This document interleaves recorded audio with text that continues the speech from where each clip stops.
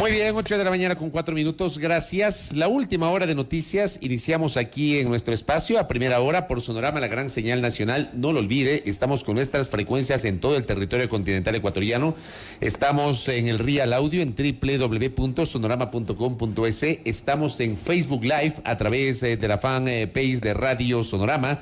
Y estamos en Sonorama TV, nuestro canal de YouTube, que poquito a poco ya ha incrementado el número de suscriptores. Como siempre, la invitación a que se suscriban, interactúen con nosotros, siempre con respeto en nuestro espacio de noticias. Valoramos su sintonía y su gentileza de seguirnos. Augusto Tandazo, a los años que le voy a entrevistar presencialmente, doctor. Qué gusto, bienvenido.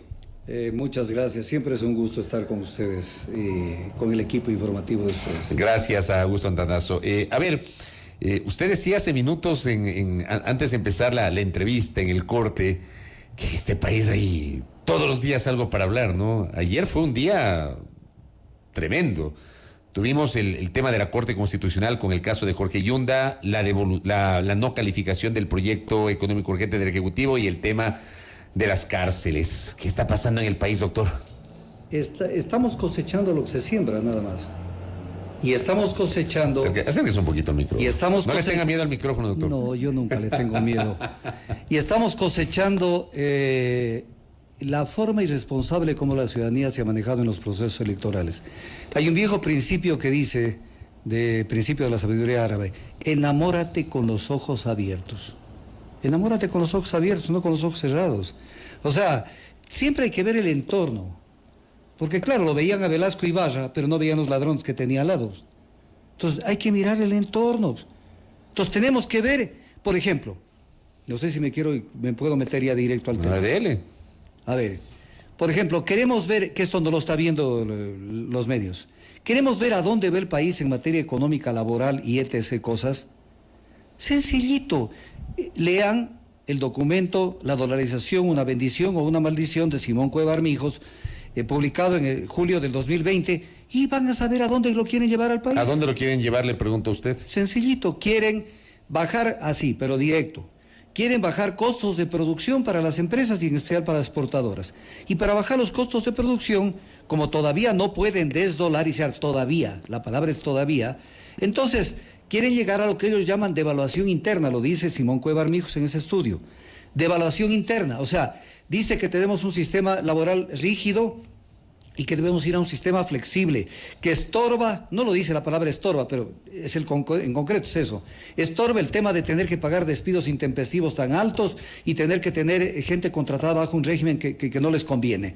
Entonces, le estorba a Simón Cueva, lo dice N veces, pero N veces, lo dice que el principal instrumento de política monetaria que debe tener un gobierno para manejarse competitivamente es su propia moneda. Y que con el dólar no podemos ir a ningún lado. O sea, están creando las condiciones para ir allá para favorecer al sector exportador. Y entonces les apesta, por ejemplo, que la gente gane en dólares. Y entonces, pero viene el tema, si hay la solución para este tema. Pero lo que pasa es que desde los gobiernos bien anteriores hasta el actual no entienden cuál es la solución. ¿Cuál es la solución? La solución es muy sencilla. Por ejemplo, alguien gana $400 de salario básico o cualquier salario. Entonces dicen, subámosle los salarios. Eso no me parece que es lo correcto. Lo correcto es controlar precios.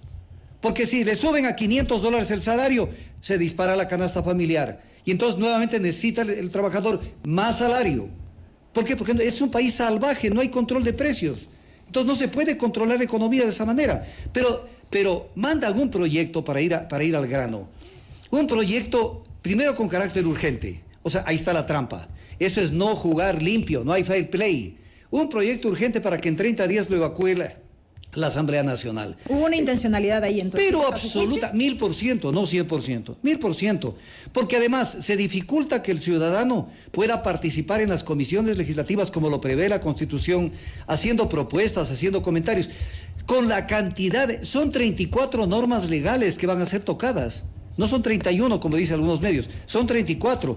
Y una documentación tan ampulosa y tan grande que ni la Asamblea lo va a poder evacuar. Van a tener que caminar al estilo Fittipaldi a una velocidad impresionante para tener que hacer. Pero aquí quiero decir una cosa. Quieren diálogo, pero no sobre hechos consumados. O sea, yo mando el proyecto de ley, ahora sí conversemos. La conversión es previa. Pues. No es cuando ya mandé el proyecto de ley, como dice Diego Ordóñez, porque tiene competencia el Ejecutivo. Perfecto, aceptémosle. Tiene competencia el Ejecutivo, ahora aguántate.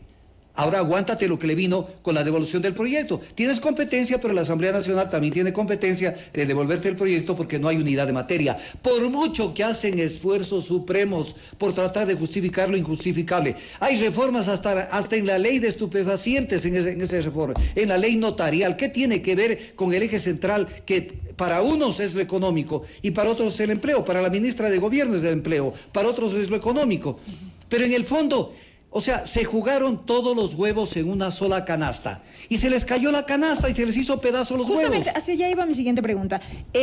¿Usted ha identificado estos escenarios hacia donde el gobierno quizá querrá llevar al país en materia económica? Yo le pregunto a usted, con este proyecto de ley, ¿fue políticamente adecuada esta intención que se quería poner en marcha? Le pregunto yo. ¿Fue políticamente correcto? Yo quisiera pensar que fue políticamente incorrecto, pero también hay bastante de ignorancia. Yo a veces me pongo a pensar y digo, a ver, no conocen cuestiones básicas.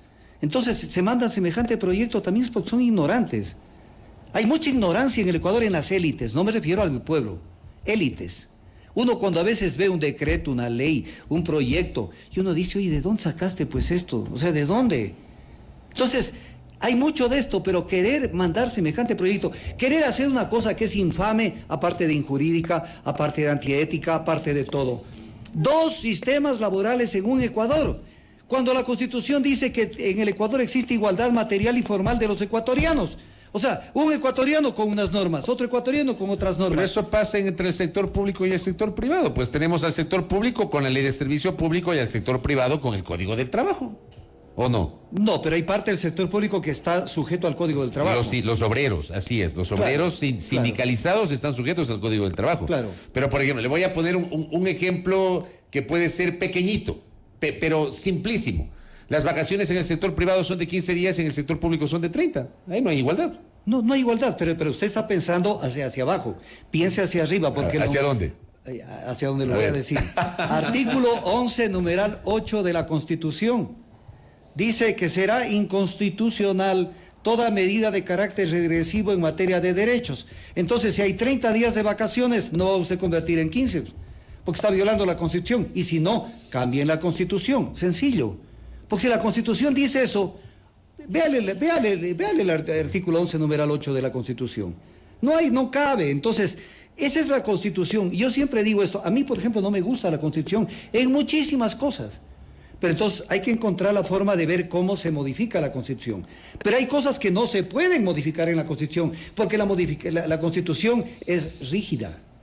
Es rígida. Claro, hay cosas que requieren asamblea constituyente, reforma parcial o enmienda constitucional. Claro, entonces hay que verlo. Si está blindada la Constitución, porque así salió de Montecristi, pues entonces vayamos a una asamblea constituyente, no le tengan miedo, porque no se puede afectar derechos y garantías constitucionales. No podemos ir cada 10 años a una asamblea constituyente. No, pero tampoco quieren vía poder constituido reformar lo que hizo el poder constituyente.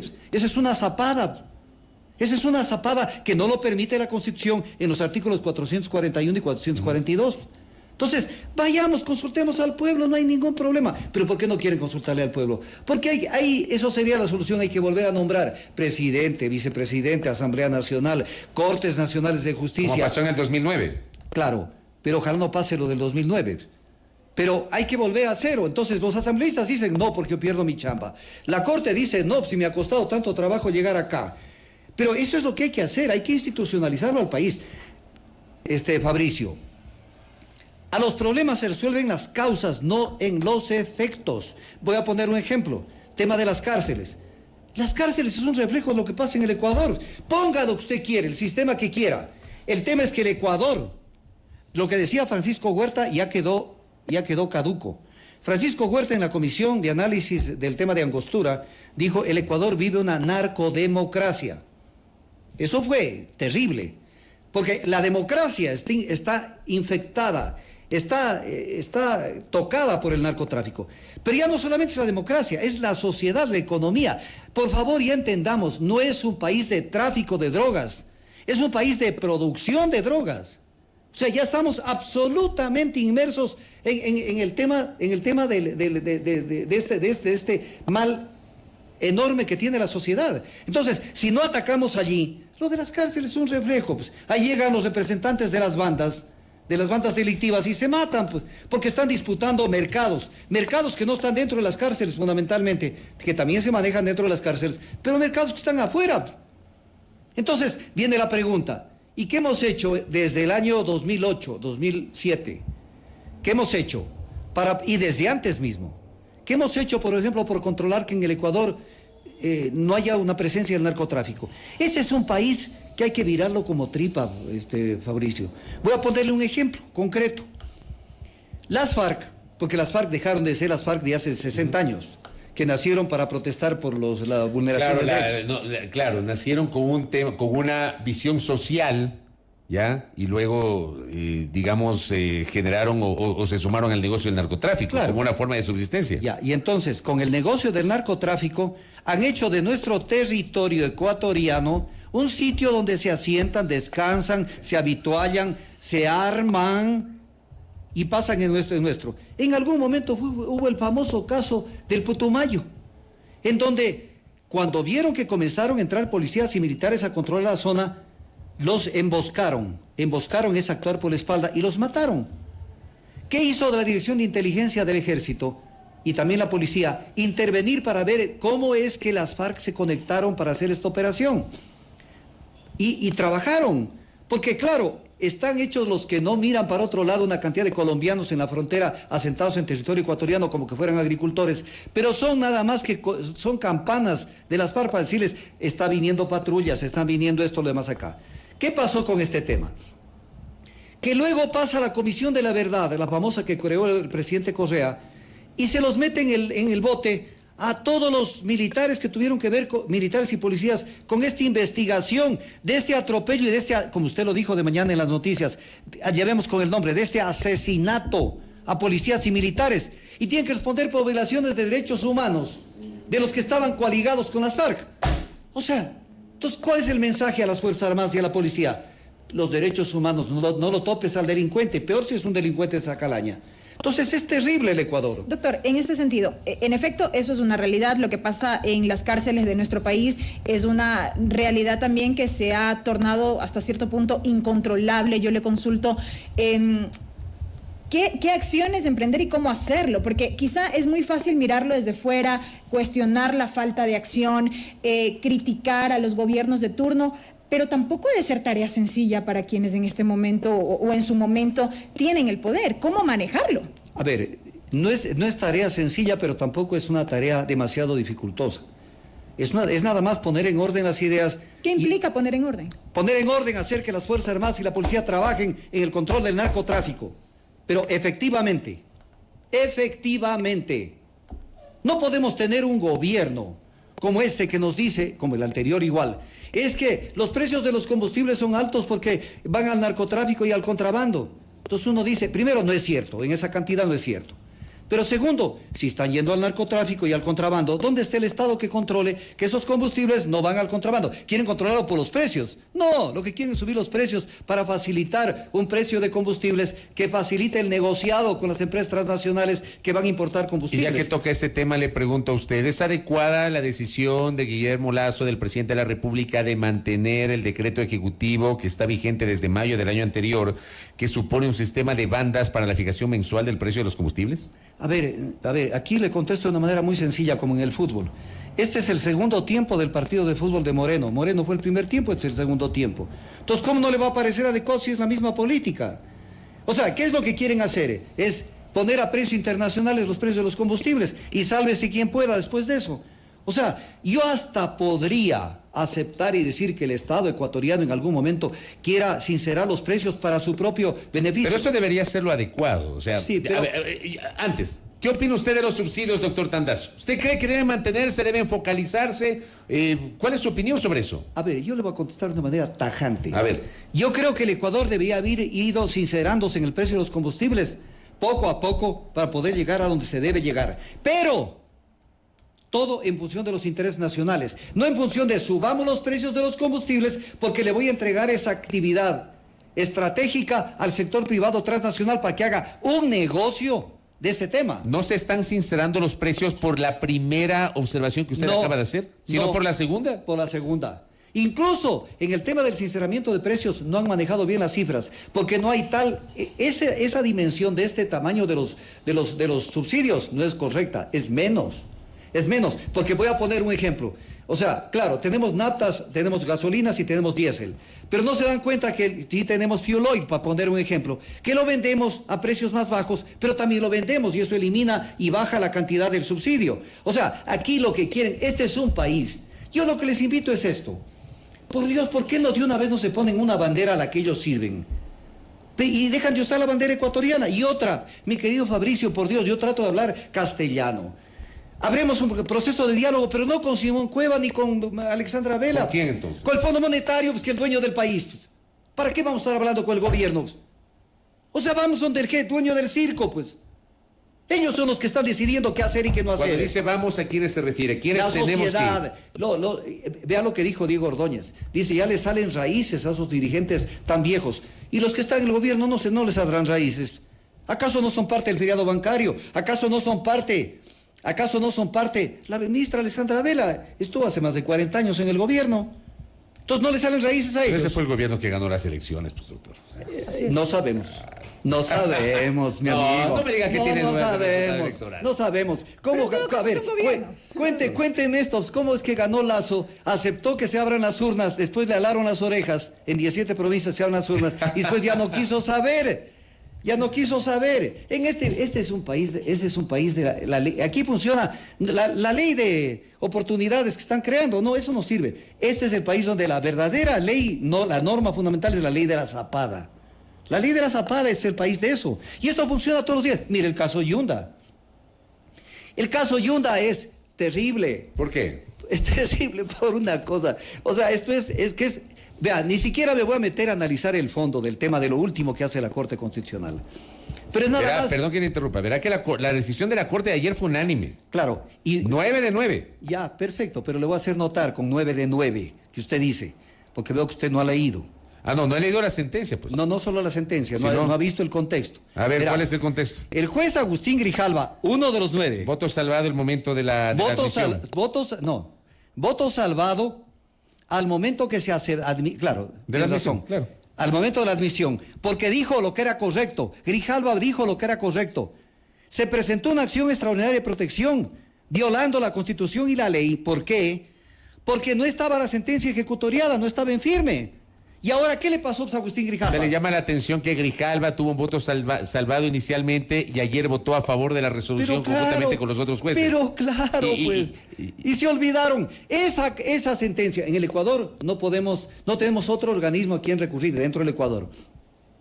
Pero esa sentencia, si hubiera un juez de palo, como se dice vulgarmente, esa sentencia en segundos va al tacho de la basura.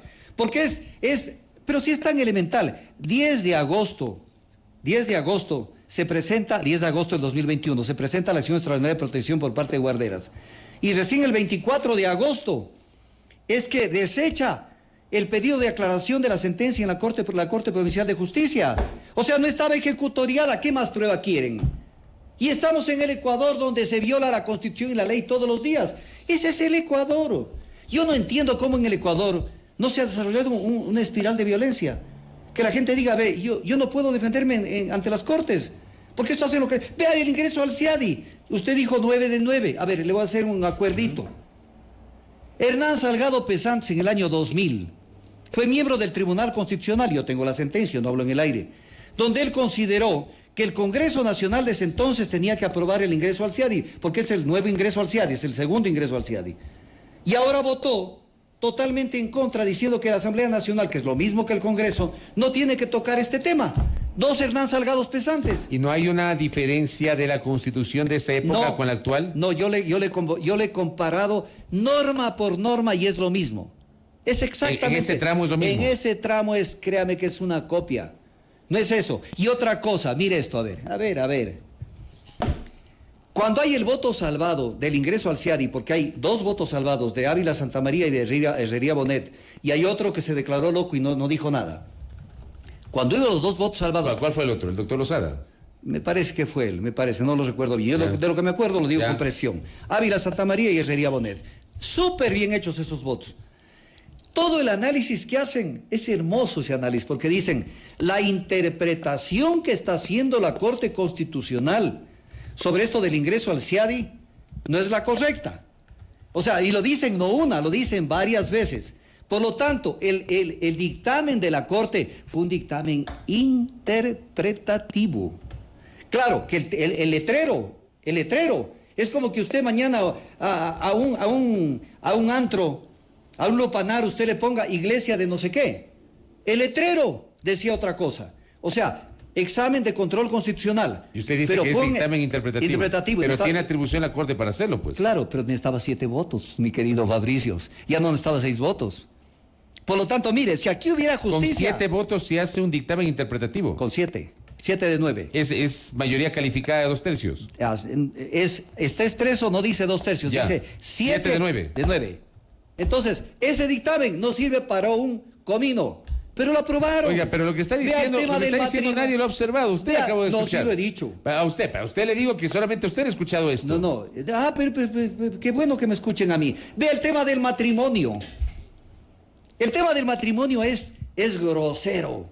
Y es una cosa así, burda. O sea, mire usted, la Constitución prevalece sobre las leyes. Y si una ley está en contra de la Constitución, carece de eficacia jurídica. O sea, una ley nunca puede estar por sobre el texto constitucional. Y entonces, cuando tratan el tema del matrimonio para hacer que se case Raimundo y todo el mundo, ya sin distinción de género, ni de paridad, ni de ninguna cosa, sucede que modifican el artículo del Código Civil, o sea, de una ley, para permitir que se casen personas del mismo sexo. Y también la ley de identificación de datos. Pero el artículo de la Constitución quedó enterito, que dice que el matrimonio es la unión entre un hombre y una mujer. Eso hace la Corte Constitucional, que los parió Trujillo. Estos son paridos por Trujillo. Y estos, vamos atrás, Fabricio. Ellos no deberían estar un día en la Corte, porque ellos ingresaron por la ventana. Por la génesis del transitorio. Del transitorio. El transitorio no tenía atribución para revisar a la Corte Constitucional anterior. 1 y 2, participó. Yo tengo los papeles. El que quiera debatir conmigo... Pero no me dirá que la Corte anterior era mejor que esta. No, es que no estamos hablando de cuál era mejor. Dios, ahí sí me muero. No. Es que la Corte anterior no estoy diciendo que era mejor ni peor. La Corte anterior, por Dios. ¿Y esta? ¿La Corte de lujo de ahora qué es? ¿Usted no cree que es una Corte de lujo? Para nada, pues, corte de aperros. Perdóneme, entraron por la ventana. Participó en su designación el Consejo de Participación y Control Ciudadana de Trujillo. Y con eso se violó la Constitución.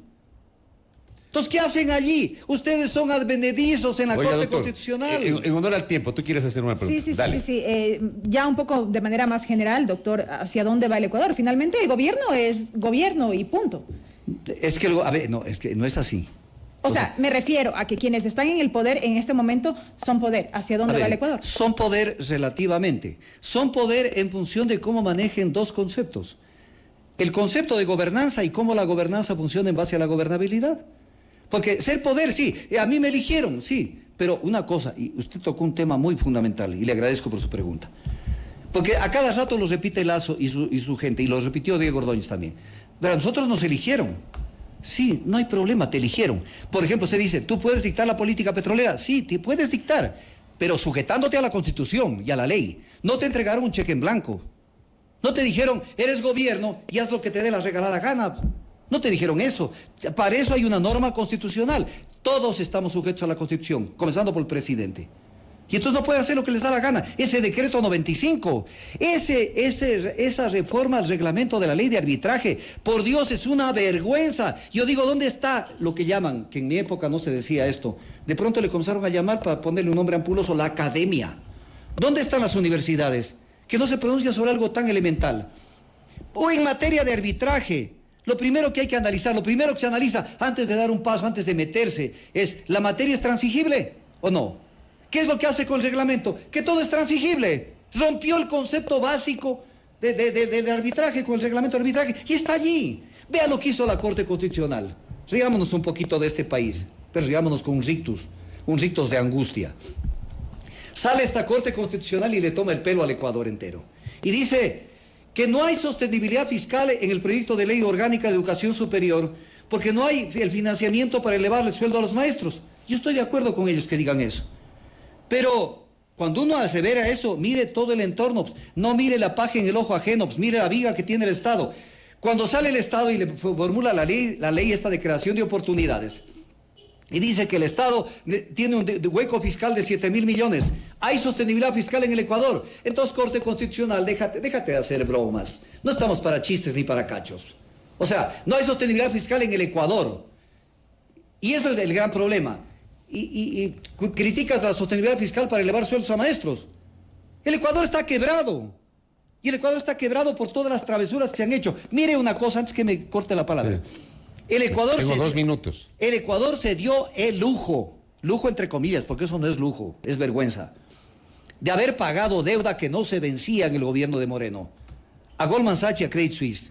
Deuda que se vencía el 2022 en plena pandemia cuando no habían insumos médicos. No estoy hablando de medicamentos, no habían mascarillas, no habían trajes de bioseguridad y etc. cosas. ¿Qué hizo Guillermo Lasso Mendoza? ¿Qué hizo? Porque yo tengo todas las declaraciones, yo soy una persona que guardo todo. ¿Qué dijo? Que se oponía al juicio político a Richard Martínez. Entonces los alcahuetes de lo que hizo Moreno están ahora en el poder.